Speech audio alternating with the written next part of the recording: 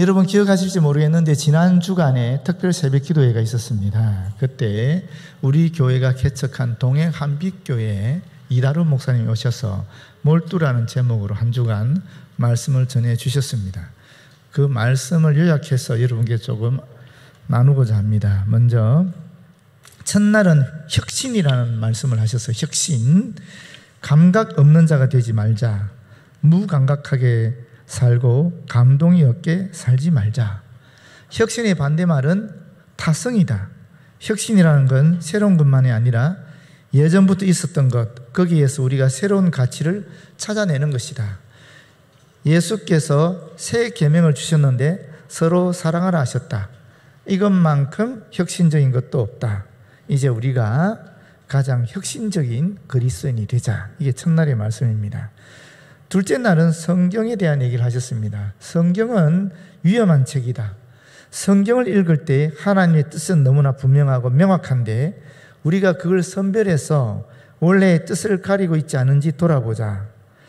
아전 인수격으로 해석하지 말고 조심하고 또 조심하고 겸손하고 또 겸손하게 읽자. 셋째 날은 기도에 대해서 말씀하셨습니다. 즉각적으로, 전격적으로 기도의 자리로 나가자. 아직 삶 안에서 기도하지 않고 있다면 죽을 것 같은 때라도 그때라도 기도하자.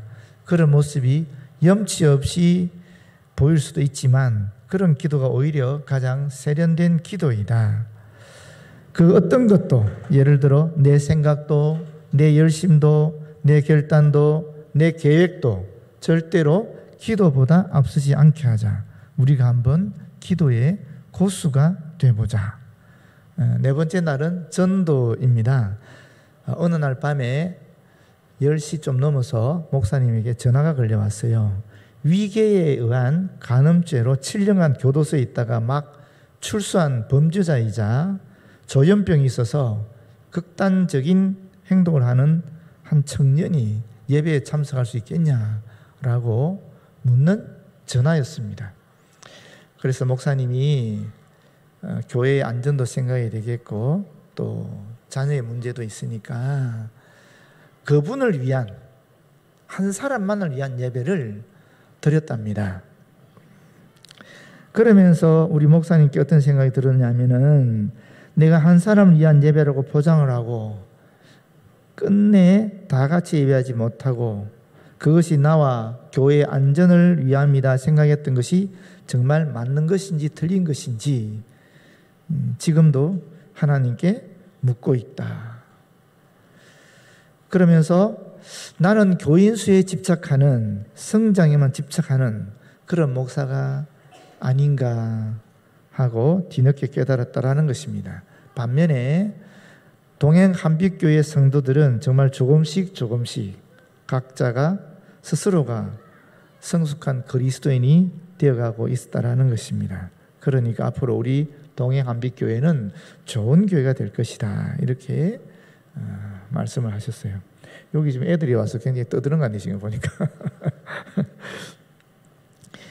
다섯째 날은 이게 개척이다 하는 제목으로 말씀을 나눴는데 개척은 개척교회 목사만 하는 것이 아니라 여러분도 여러분 인생의 개척자다.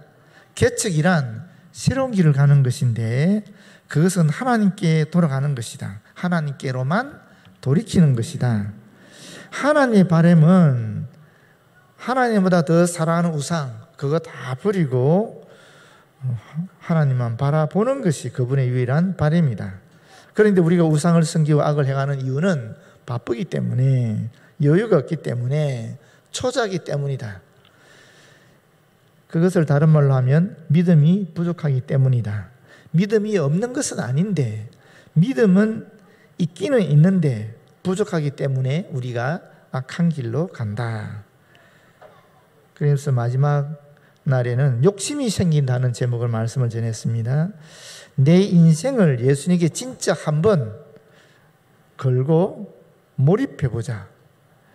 여기 교회에서 만난 내 인생 최고의 신앙의 동력자와 함께 주님 안에서 낭만을, 주님 안에서 사랑을, 주님 안에서의 자유를 만끽하면서 살아가는 그런 꿈을 꾸어보자.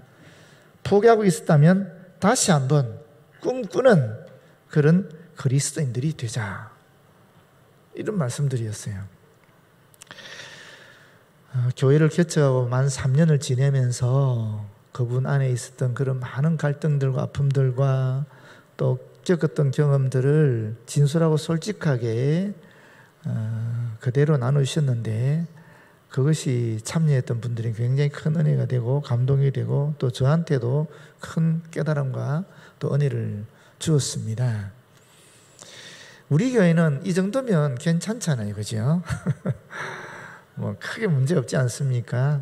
또 뭐 웬만큼 하고 싶은 것들 다 할 수 있는 그런 교회잖아요. 선교든 구제든 교육이든 뭐 친교든 뭐든지 예배든 우리가 할 수 있는 거 다 할 수 있는 그런 정도의 교회는 되거든요.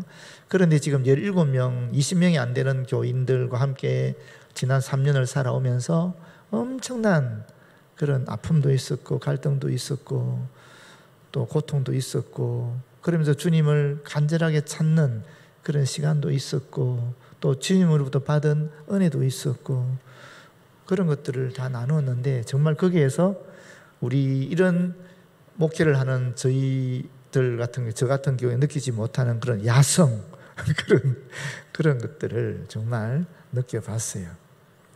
그러면서 어떤 생각이 들었냐면, 이다로 목사님이 이 개척이다 하는 말을 할 때에 그 개척에 대한 정의를 내리면서 하나님께 돌아가는 것이다 그랬거든요.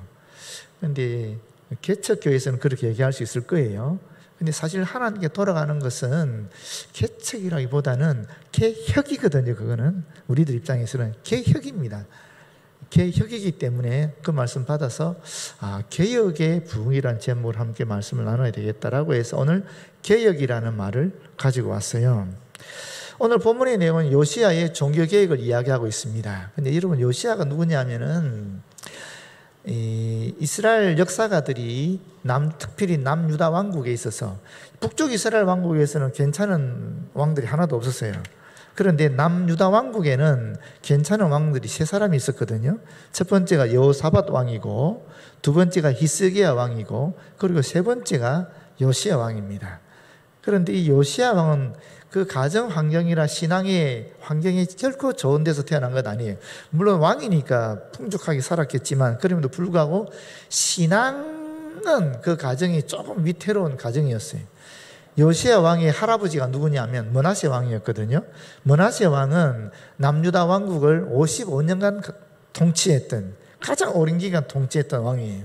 그런데 남유다 왕국이 멸망하게 된 원인이 어디 있느냐라고 했을 때 이 므낫세 왕 때문에, 요시야 왕이 그 위에 그렇게 종교를 일으키고 이스라엘 백성을 회개시키겠음에도 불구하고 므낫세 왕이 워낙 악하게 했기 때문에 우상을 숭배하고 하나님을 멀리하고 심지어 선지자 이사야를 톱으로 켜서 죽이는 그런 일들을 감행했기 때문에 이 남유다 왕국이 멸망했다라고 얘기해요. 성경에 의하면 그만큼 악한 왕이 할아버지였어요. 그 다음에 두 번째 아버지, 므낫세의 아들이자 요시야의 아버지였던 아몬 왕은 어떤 사람이냐면 자기 아버지와 똑같이 그런 악한 짓을 했어요. 너무 악하게 하니까 신하들이 통치한 지 2년 만에 죽여버립니다. 암살을 해버렸어요. 그래서 므낫세가 8살 때 왕이 됐거든요. 그러니까 그 가정의 신앙 환경이라는 것이 결코 좋은 것은 아니었다라고 볼 수 있어요. 그런데 다행히 므낫세 왕이 말년에 이 바벨론에 끌려가서 고통을 받으면서 하나님께 회개를 해요. 그리고 돌아와서 이스라엘 백성에게 선정을 베풀려고 했지만 이미 돌이킬 수 없을 만큼 이스라엘은 망가져 있는 거예요. 그래서 아마도 자기 손자에게 하나님에 대한 이야기를 하지 않았을까라고 우리는 추측은 할 수 있습니다만은, 하여튼 지금 나타나 있는 관계를 보게 될 때 결코 신앙의 흐름이나 전통이 좋지 않은 그런 가정에서 자랐다라고 볼 수 있는 거죠. 이 요시야가 왕이 되었을 때가 기원전 640년경인데 그 당시에는 그 고대 근동을 다스렸던 막강한 세력인 아수르가 지금 약화되기 시작하고 급속도로 하락되기 시작하고, 반대로 속국과 같았던 바벨론이 점점 더 세력을 떨치고 있었던 그런 시대입니다. 게다가 북방에는 이 아수르와 바벨론이 있었다 그러면 남방에는 애굽이 있고 그 사이에 이스라엘이 끼어져 있었는데, 이 애굽은 또 이 고대 근동의 세계를 장악하기 위해서 호시탐탐 기회를 노리고 있는 그런 상황에 이 요시야가 왕이 된 것입니다. 31년간 통치를 했는데 그 평가가 어떠한가? 열왕기 23장 25절에 요시야 왕에 대한 평가가 있는데, 요시야와 같이 마음을 다하며 뜻을 다하며 힘을 다하여 모세의 모든 율법을 따라 여호와께로 돌이킨 왕은 요시야 전에도 없었고 후에도 그와 같은 자가 없었더라. 이렇게 평가하고 있습니다.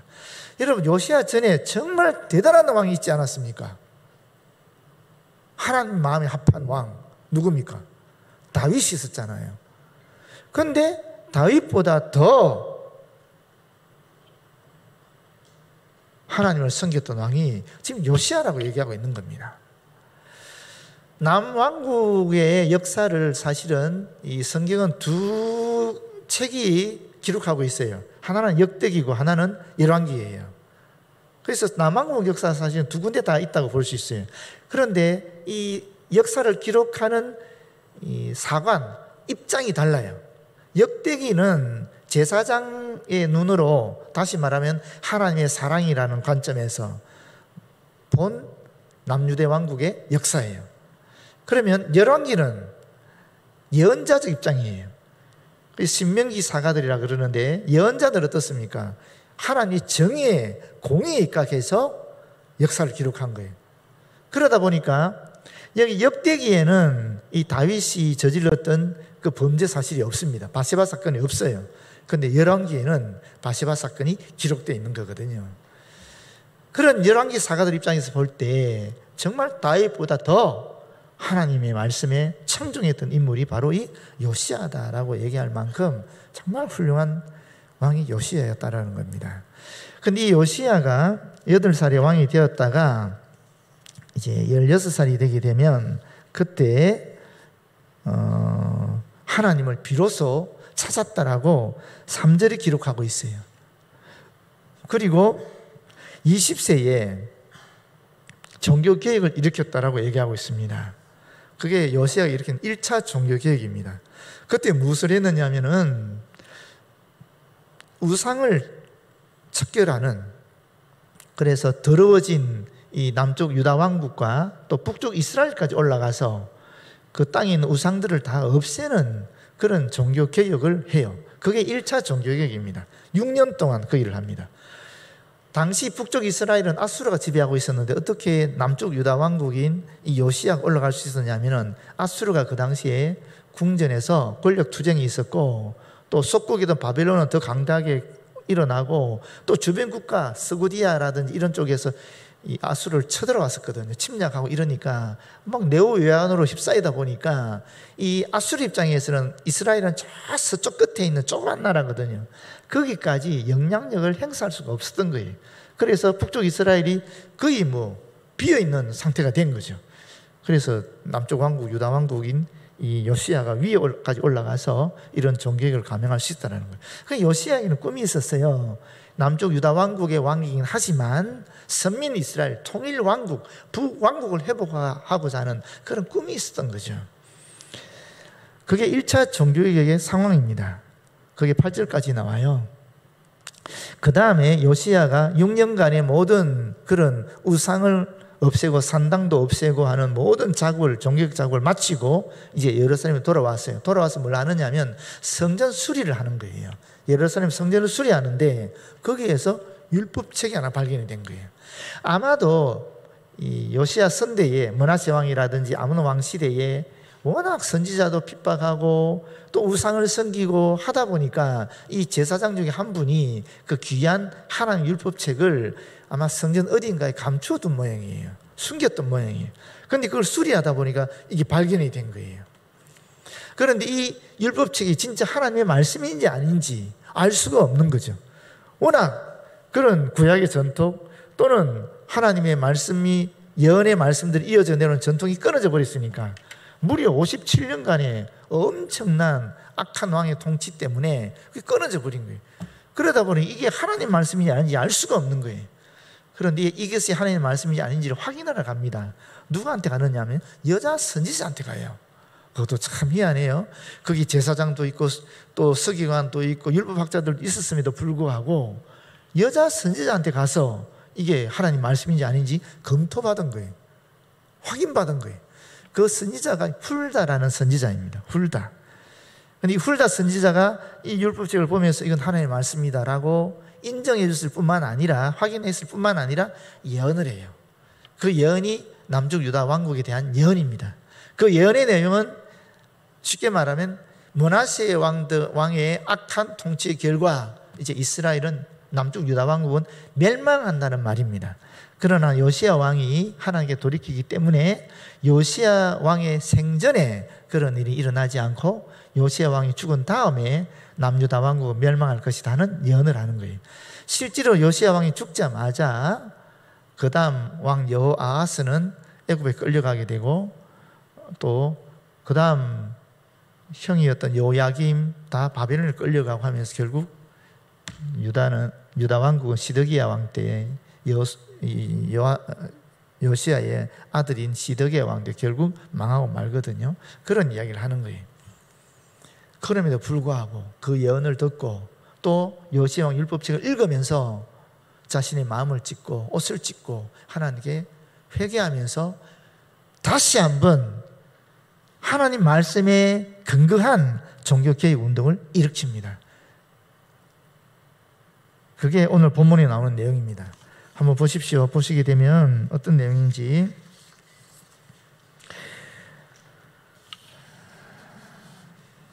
29절에 왕이 사람을 보내어 유다와 예루살렘의 모든 장로를 불러 모으고, 여기 장로라는 분들은 각 가문과 지역의 지도자들 이야기하는 것입니다.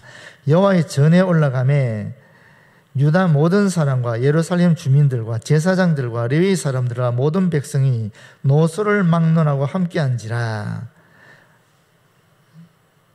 이 요시야 왕이 다 불러 모았다는 것입니다. 유다 왕국에 있는 사람들을 예루살렘 성전으로 다 불러 모았다는 것입니다. 왕이 여호와의 전 안에서 발견한 언약책의 모든 말씀을 읽어 무리의 귀에 들려주고, 왕이 직접 성전 뜰에서 이스라엘 백성들 앞에 큰 소리로 이 율법책을 읽었다라는 거예요. 그런데 이 율법책을 언약책이라고 얘기하고 있어요. 이 본문을 보게 되면 왜 언약책이라고 얘기할까? 사실 이 율법책이 언약책이에요. 율법책의 내용은 뭐냐면은 하나님께서는 이스라엘 백성이 하나님이 되시고 이스라엘 백성은 하나님의 백성이 된다는 소리거든요. 그러면 어떻게 되는가? 이스라엘 백성은 하나님만을 섬겨야 되고 하나님의 말씀에 순종해야 되는 거예요. 그게 언약입니다. 약속입니다. 그러면 하나님은 이스라엘 백성을 지키시고 보호하시고 인도하시는 거죠. 이끌어 주시는 거죠. 그렇게 서로 간에 언약을 체결한 것이 이 율법이란 말이에요. 그래서 이걸 율법책이라고 얘기하는 겁니다. 오늘날도 마찬가지입니다. 여러분, 우리가 성경을 얘기할 때 신약 구약이 있잖아요. 구약이 뭡니까? 옛 언약. 신약은 새 언약이에요. 그 약속의 내용은 무엇입니까? 우리를 구원할 메시아를 보내주겠다. 이게 옛 언약이죠. 그럼 새 언약은 우리를 영원한 하늘나라로 이끌 메시아인 예수 그리스도를 다시 보내주겠다. 그게 새 언약이죠. 그 안의 내용은 뭡니까? 언약의 내용 구체적으로 얘기해 들어가면 예수를 그리스도로, 우리의 주님으로, 구세주로, 메시아로 믿으면 이 땅에서든 저 땅에서든 영원한 생명을 얻고 진정한 자유를 누리며 살 것이다라는 것이고, 예수를 그리스도로 믿지 아니하면 억압된 삶 속에서 영원한 자유 누리지 못할 것이다 하는 그런 내용들이죠. 그래서 이 성경이 오늘날에 사실은 이 약속의 책, 언약의 책이라고도 볼 수 있는 겁니다. 그런데 31절에 보게 되면 왕이 자기 처소에 서서, 성전뜰에 서서 여호와 앞에서 언약을 세우되 마음을 다하고 목숨을 다하고 여호와를 순종하고 그의 계명과 법도와 윤리를 지켜 이 책에 기록된 언약의 말씀을 이루리라 하였습니다. 여기 보면 언약을 세우되 하는 말이 있는데, 이 언약을 세우되 하는 말이 원어적으로는 언약을 자르다 이렇게 되어 있어요. 아니 어떻게 세우는 거하고 자르는 거하고 같이 이렇게 생각하기 쉽지 않습니까? 그런데 그 고대 근동 사회에 있어서 언약을 체결하는 의식이 있었어요. 어떤 형태로 했냐면은 언약을 세울 때 두 사람이 상대 서로 두 사람이 있지 않았겠습니까? 그러면 이 동물을 가져와서 동물을 둘로 쪼개버려요. 쪼개서 양쪽을 펼쳐놔요. 그리고 그 중간을, 그 사이를 이 언약을 맺은 두 당사자가 걸어가는 겁니다. 그게 언약을 맺는 방식이었어요. 그 당시에 무엇을 의미하느냐면 두 사람이 언약을 체결했는데 만약에 두 사람 중에 한 사람이 이 언약을 어긴다, 이 약속을 어기면 어떻게 되는가? 지금 동물들이 쪼개져서 죽은 것처럼 그 어긴 사람은 반드시 죽임을 당한다, 이런 의미를 담고 있는 것이 이 언약 체결의 방식이었어요. 그래서 여기서 언약을 세우되 하는 말이 그런 형태로 되어 있는 겁니다. 언약은 반드시 지켜야 된다 하는 의미를 갖고 있는 것이요. 그리고 여호와를 순종한다는 말은 여호와의 뒤를 따라 걷는다라는 것입니다. 여러분 알다시피 에녹이 300년 동안 하나님과 동행하지 않았습니까? 또 노아 같은 경우에도 세상에 죄악이 관영했음에도 불구하고 노아는 하나님과 동행한다고 얘기하지 않았습니까? 그런 의미가 바로 이 여호와를 순종한다, 여호와의 뒤를 따른다라는 의미입니다. 요시야 전에는 어땠습니까? 이스라엘 백성들이 하나님 뒤를 쫓은 것이 아니라 이방 우상신의 꽁무니를 쫓아다녔죠. 근데 요시야가 다시 이 계획을 통해서 하나님을 본받는, 하나님 뒤를 쫓는 그런 언약을 체결했다라는 이야기입니다. 그래서 32절을 보게 되면 예루살렘과 베냐민에 있는 자들이 다 여기에 참여하게 하며 예루살렘 주민이 하나님 곧 그의 조상들이 하나님의 언약을 따르니라, 이렇게 되어 있습니다. 여기 보시게 되면 예루살렘과 베냐민에 있는 자들이 무슨 의미일까? 북쪽 이스라엘은 솔로몬 사후에 여로보암 장군의 뒤를 쫓아서 10지파가 결집했어요. 그것이 나중에 아수리에서 멸망을 당했죠. 그럼 남쪽에는 유다 지파와 베냐민 지파가 연합해서 솔로몬의 아들이었던 르호보암을 따랐어요. 그래서 지금 여기서 말하는 예루살렘과 베냐민에 있는 자들이라는 소리는 결국 유다 왕국에 있는 이스라엘 백성들을 이야기하는 겁니다. 그런 의미라고 보시면 되겠습니다. 33절에 이와 같이 요시야가 이스라엘 자손에게 속한 모든 땅에서 가정한 것들을 다 제거하여 버리고 이스라엘의 모든 사람으로 그들의 하나님 여호와를 섬기게 하였으므로 요시야가 사는 날에 백성이 그들의 조상들의 하나님 여호와께 복종하고 떠나지 아니하였더라, 이렇게 되어 있는데 여기 보시면 제거하여 버리고 하는 말과 떠나지 아니하였더라 하는 말이 어원적으로 같습니다. 같은 어원에서 파생된 단어들입니다. 다시 말하면 무슨 말이냐면 하나님과 우상이 있어요. 하나님을 떠나면 자연스럽게 우상에게 가게 되는 거고 우상을 떠나면 자연스럽게 하나님을 섬기게 되는 그런 역학 구도를 지금 이 구절에서 이야기하고 있는 것입니다. 그러면 오늘 이 본문의 말씀을 통해서 우리는 무엇을 발견할 수 있는가? 이 요시야의 종교개혁이 도대체 어떤 내용을 품고 있는가 하는 것인데, 이 요시야의 종교개혁은 하나님 중심, 말씀 중심, 교회 중심이라는 것을 알 수가 있어요. 왜냐하면 여러분 여기 보시게 되면 본문에 30절에 여호와의 전에, 또 그 밑에도 여호와의 전, 이런 말이 나오지 않습니까? 그래서 이 여호와의 전, 이게 성전 중심이라는 소리죠. 여호와의 전에서 이루어진 언약 체결 사건, 종교개혁의 출발이었다라는 것이죠. 그 다음에 두 번째 보시게 되면 30절에도 보면 모든 말씀을 읽어, 율법책을 읽었다는 얘기 아니겠어요? 그리고 또 31절에도 보면 계명과 법도와 율례를 얘기하고 있어요. 그래서 언약의 말씀을 얘기하고 있습니다. 그래서 말씀 중심이라는 거죠. 그리고 세 번째는 뭡니까? 하나님 중심이라는 것을 알 수 있습니다. 여기 보시게 되면 여호와 앞에서, 31절이죠. 여호와 앞에서, 하나님 앞에서, 그리고 또 여호와를 순종하고, 이런 말씀들을 통해서 보게 되면 이 요시야 종교개혁에는 하나님 중심, 말씀 중심, 오늘로 치면 교회 중심이었다라고 볼 수 있는 겁니다. 그런데 여기서 만약에 우리가 한 가지를 기준으로 삼는다면, 중심은 알겠는데 어떤 것을 더 기준으로 삼아야 될 것인가 하는 말이에요. 여러분, 하나님 볼 수 있어요, 없어요? 못 보잖아요. 하나님 중심이란 말은 이해가 되는데 우리 하나님 중심으로 살아야 된다, 또 하나님 중심으로 우리가 계획해야 된다, 이건 이해가 되지만 일단 하나님을 볼 수가 없으니까 이 기준으로 삼기는 곤란하잖아요. 그렇지 않습니까? 그러면 교회가 중심이라고 하니까 교회를 기준으로 삼으면 어떻게 되겠습니까? 여러분, 교회가 뭐죠? 교회는 예수를 그리스도로 고백하는 사람들이 교회입니다. 저나 여러분 한 사람 한 사람이 교회가 될 수 있고, 또 여러분이 모인 두 사람이 모이면 그게 교회가 되고, 또 이 공동체가 교회가 되고, 그리고 우리 눈에 보이는 이 교회 조직들, 또 예배당 이런 것들이 다 교회가 되는, 건물도 교회가 되는 거거든요. 그런데 아시다시피 우리가 사람들이잖아요. 사람은 다 한계가 있는 존재들이지 않습니까? 실수도 하잖아요. 상처도 주잖아요. 또 갈등을 일으키기도 하잖아요. 용서하라 하면 용서도 못하기도 하고 그렇지 않습니까? 내 의도와 전혀 상관이 없이 또 상대방이 가지고 있는 그런 마음의 자세 때문에 상처받고 그러기도 하잖아요.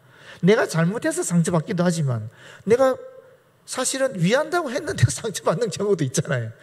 그러니까 이게 교회라는 것이 그런 것이거든요. 이 교회가 기준이 될 수 있겠습니까? 기준이 될 수 없어요. 그런데 하나님이 계시된 것이 있어요. 그게 바로 하나님 뜻이 무엇인지, 하나님이 어떤 존재인지, 우리를 어떻게 사랑하셨는지 그게 기록되어 있는 것이 바로 말씀이잖아요. 또 교회가 무엇인지, 그리스도 몸인지, 어떻게 교회가 되는지, 교회가 어떤 역할을 해야 되는지, 이런 것들, 교회는 평화를 유지해야 된다든지 교회 목적이 뭔지 이런 것들이 기록되어 있는 게 또 하나님의 말씀이잖아요. 그렇지 않습니까? 그렇기 때문에 하나님의 말씀이 사실은 개혁의 기준이 되어야 되는 거죠. 그래서 1517년에 10월 31일에 종교개혁이 일으켰던 마르틴 루터도 뭐라고 얘기했습니까? 오직 말씀이라고 얘기한 거예요. 오직 말씀. 그 말씀을, 성경 말씀을 보니까 구원은 어떻게 이루어지느냐? 예수를 그리스도로 믿음으로 말미암아 이루어지더라. 로마서 1장 17절 말씀에 그걸 근거로 해서 종교개혁을 일으킨 거예요. 그리고 그 믿음에 의한 구원이 내가 믿고 싶어서 믿어지느냐? 아니더라는 거예요. 내가 아무리 믿으려고 해도, 내가 아무리 사랑을 베풀어서 믿게 하려고 해도 안 믿는 사람은 안 믿더라는 거예요. 나는 어떻게 믿었는가? 하나님의 은혜로 믿게 되었다는 거예요. 이 고린도전서 12장 3절에 나오죠. 하나님의 영으로 말미암은 정권은 예수를 그리스도로 고백할 수 없다. 다시 말하면 하나님의 영이, 성령께서 우리를 예수를 그리스도로 인정하게 받아들일 수 있도록 해주셨다는 거예요. 내가 원해서 되는 것이 아니라 하나님의 영이 나로 하여금 감동을 일으켜서 예수께서 그리스도의 심을 받아들이게 했다라는 거예요. 그래서 모든 구원의 역사는 결국 은혜로 이루어지더라 라고 해서 종교개혁의 3대 선언인 지표가 나오는 거죠. 그렇지 않습니까? 오직 말씀, 오직 믿음, 오직 은혜 하는 게 거기서 나오는 거죠. 그래서 우리가 이 개혁을 일으킨다라고 했을 때 말씀을 기준으로 해야 된다는 겁니다. 말씀을 기준으로.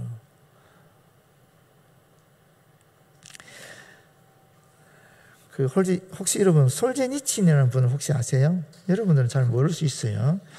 이 수용소 군도라는 책을 써서 노벨 문학상을 받으신 분이에요. 이분이 원래 소련 사람이었는데 이 러시아가 되기 전에 소련이었잖아요. 소련 연방이었거든요. 근데 미국으로 망명하신 분이에요. 근데 이분이 서방 세계에 대한 경고라는 글을 썼는데 거기 이런 말을 해요. 나는 러시아 혁명사 연구에 근 50년을 바쳤다. 그 과정에서 수백 명의 사람들을 면담하였고 수백 권의 책을 읽었다. 그 결과 이미 8권의 책을 출판하였다. 앞으로도 계속 책을 쓸 것이다. 그런데 지금 누가 나에게 묻기를 6천만 명 정도의 러시아 사람들을 상처버린, 죽여버린, 죽음에 이르게 한 그 무슨 공산혁명이 왜 일어났느냐고 묻는다면, 러시아에서 공산혁명, 레닌의 혁명이 일어났죠. 그죠? 공산혁명이 일어난 그때 그 당시에 죽은 사람이 6천만 명이 넘는 정도 된다 그래요. 그래서 이 얘기를 하는 거예요. 나는 간결하게 대답할 수 있다. 러시아 사람들이 하나님을 잊어버렸기 때문이다. 러시아 사람들이 하나님의 말씀을 잊어버렸기 때문이다. 이렇게 대답하는 것 외에 더 정확한 답변을 할 수는 없을 것이다. 여러분, 우리 한국 기독교가 엄청난 성장을 했다라고 얘기해요. 그것도 빠른 시간에. 그런데 언제 가장 많은 성장을 했느냐? 비율로 보게 되면 1994년경입니다. 그때 개신교만 30% 이르렀다 얘기할 정도로 되게 복음화율이 높았었어요. 천주교까지 치면은 거의 한 40%까지 갔을 거예요. 그 당시에. 그래, 해보이 40%예요. 해보이. 근데 러시아는 복음화율이 98%였습니다. 여러분, 제가 말씀드린 기억이 납니다만 기독교가 크게 세 종파겠다 그랬잖아요. 원래 하나로 쭉 내려오다가 1054년에 동방 기독교와 서방 기독교 나눴다 그랬죠. 나뉘어졌다 그랬잖아요. 이 동방 기독교는 그대로 1054년부터 쭉 내려가 지금 1000년 또 내려왔어요. 그런데 서방 기독교는 1000년이 나눠졌다가 내려오다가 500년 후에 또 1517년에 이게 구교와 신교로 또 쪼개졌거든요. 그래서 지금 이게 또 500년 내려온 거예요. 그래서 구교가 천주교고 신교는 우리 개신교 프로테스탄트라는 거고 우리나라에서 기독교라 그러죠.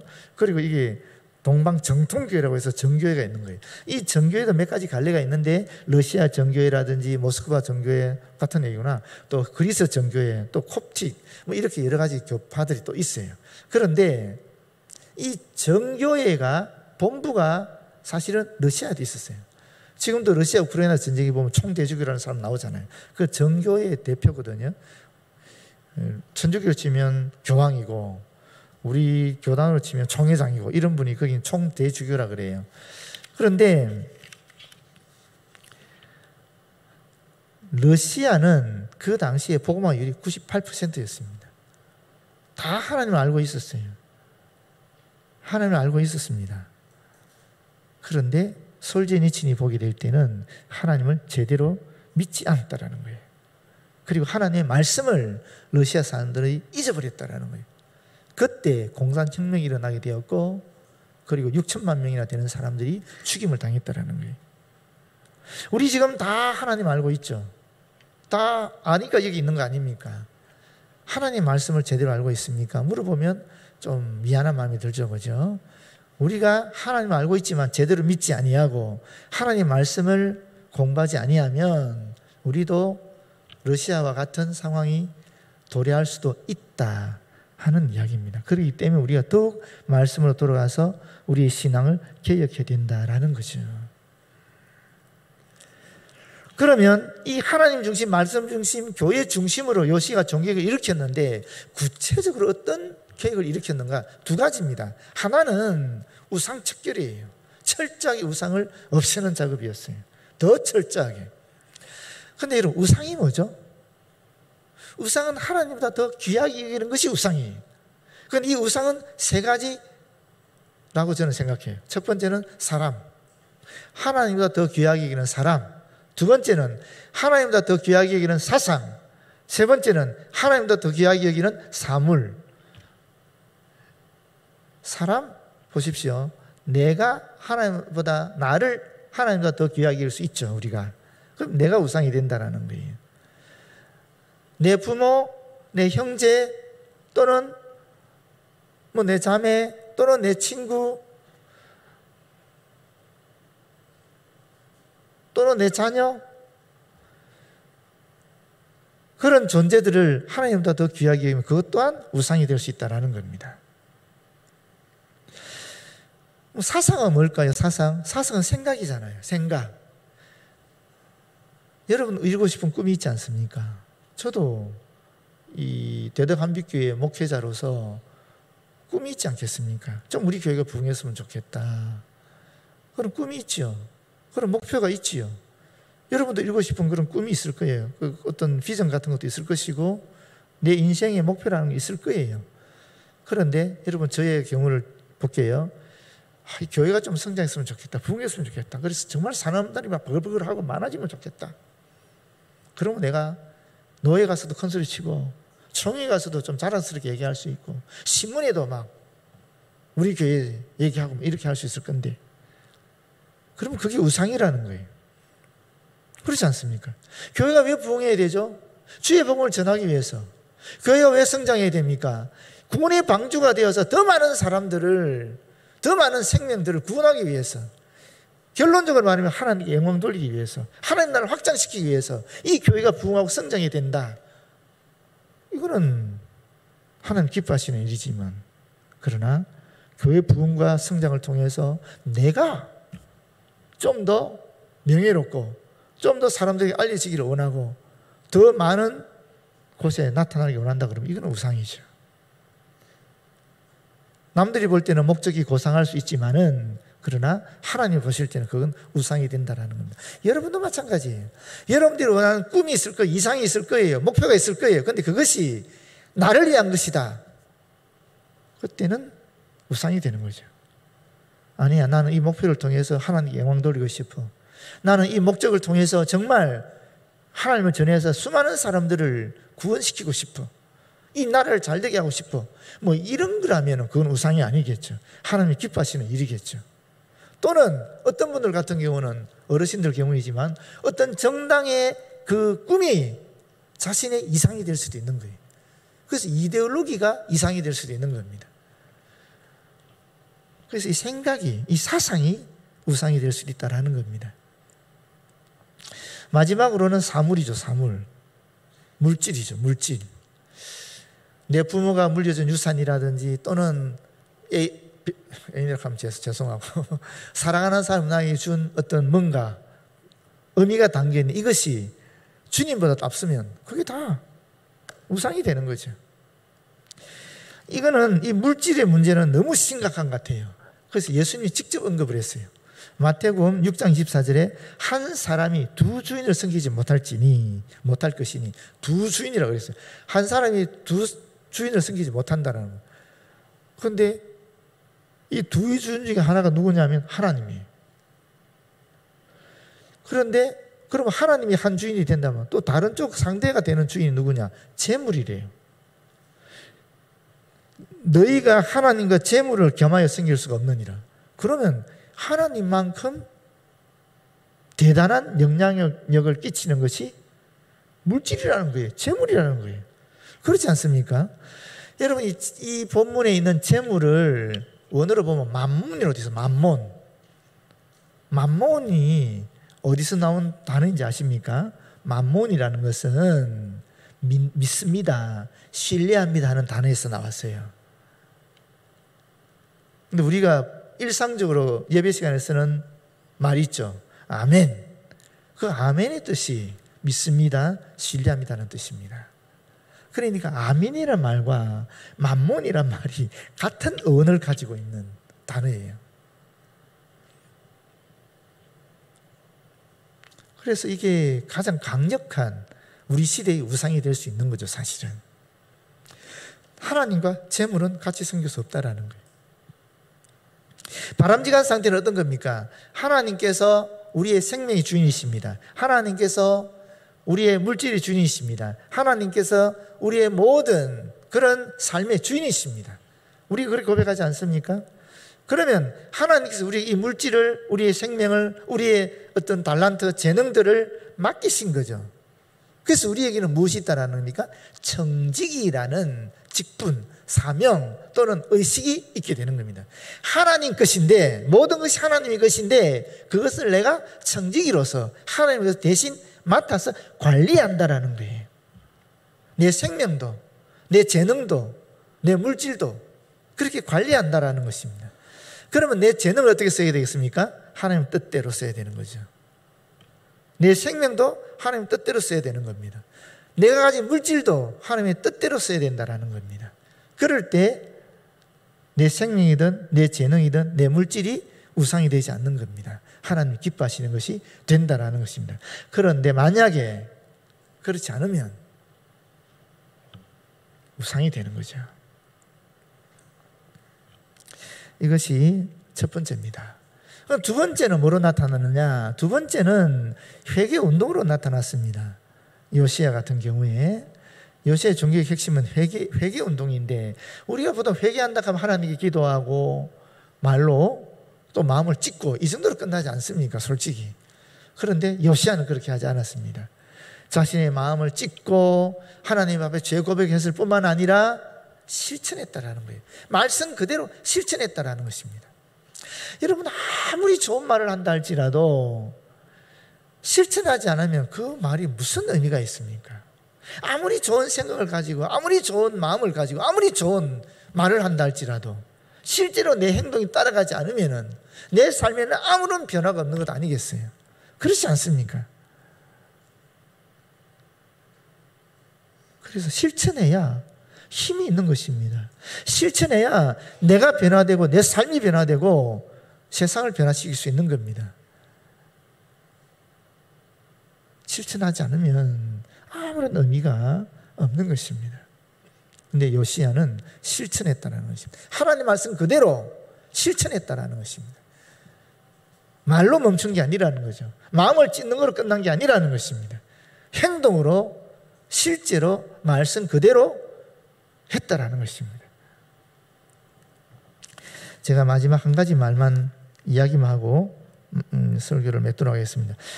민나 도로보데스라는 말이 있어요. 제가 이를 배운 적이 없어서 그런데 이게 민나 도로보데스래요. 제가 지난 1부, 2부 때는 만나 도로보데스라고 그랬더니만 권사님 한 분이 2부, 2부 마치고 목사님 그거 만나가 아니고 민나예요 그러시더라고요. 제가 보니까 오타를 친 거예요. 밑에는 민나로 되어 있는데 위에는 만나로 되어 있어요.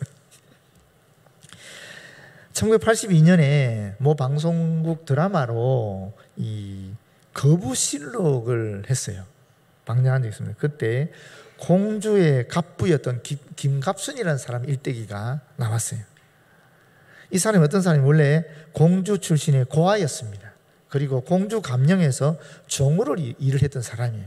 그런데 우연히 어느 날 어떤 여자애를 하나 만나고 이 여자애랑 같이 의남매를 맺은 거예요. 그건 이 여자애가 충청감사에 첩으로 들어가게 된 거예요. 그러면서 졸지에 이 사람도 오빠인 이 사람도 벼락 출세를 해서 하급 관리가 된 거예요. 그러다가 나중에는 군수까지 돼요. 일제시대 때 나라가 망하고 난 다음에 군수까지 돼요. 그리고는 부정축제를 시작했는데 온갖 수단 방법을 동원해서 불법 투기하고 농민수탈하고 탈세하고 그리고 온갖 뇌물을 다 갖다 바쳐서 엄청난 불을 축제하게 됩니다. 그래서 공주와 대전 지역에서 땅을 1000만 평을 가지게 되는 거예요. 그래서 조선 제일의 땅 부자가 이 김갑순이라는 사람입니다.